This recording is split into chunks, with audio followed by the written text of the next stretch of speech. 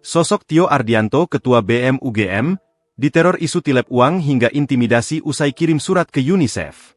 Rentetan teror yang diterima Ketua Badan Eksekutif Mahasiswa Universitas Gadjah Mada, BEM UGM, Tio Ardianto, kini mengarah pada pembunuhan karakter. Bukan hanya itu, Ibu Tio di kampung halamannya juga ikut menerima teror berupa pesan yang diterima tengah malam. Rangkaian teror itu melengkapi teror yang lebih dulu diterima Tio. Bermula dari teror via pesan singkat dari nomor tak dikenal, kemudian teror dikuntit dua orang berbadan tegap. Selain dirinya, para pengurus-pengurus BEM UGM yang lain juga kena rentetan teror. Rentetan teror ini setelah BEM UGM berkirim surat kepada UNICEF. Tio Ardianto muncul mengungkapkan rangkaian intimidasi itu dalam diskusi media yang digelar Kaukus Indonesia untuk Kebebasan Akademik, KIKA, Selasa, 17 Februari 2026. Tio dituding memanipulasi penerima Kartu Indonesia Pintar, KIP, kuliah. Menurut laman Pangkalan Data Pendidikan Tinggi, PDDikti, Tio adalah mahasiswa filsafat UGM. Tio lahir dan berasal dari Kudus, Jawa Tengah. Ia masuk sebagai mahasiswa baru UGM pada Agustus 2021. Uniknya, Tio bukanlah lulusan sekolah menengah negeri maupun swasta.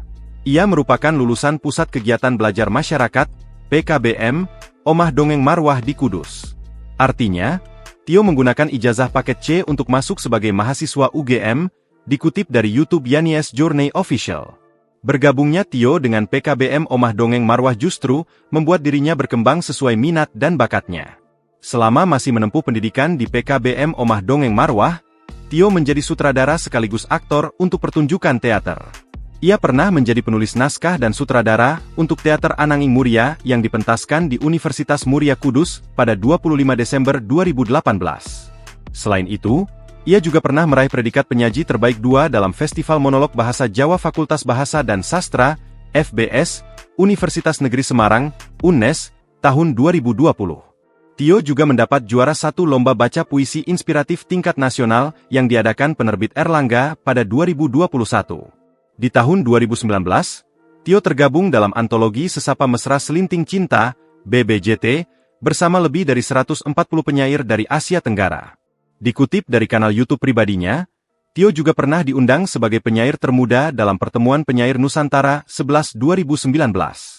Di usianya yang masih muda, Tio juga pernah menyunting buku Bung, antologi puisi kebangkitan kaum muda di tahun 2020. Pada 2024 lalu, Tio baru saja merampungkan kuliah kerja nyata, KKN, di Desa Slungkep, Kecamatan Kayen, Kabupaten Pati.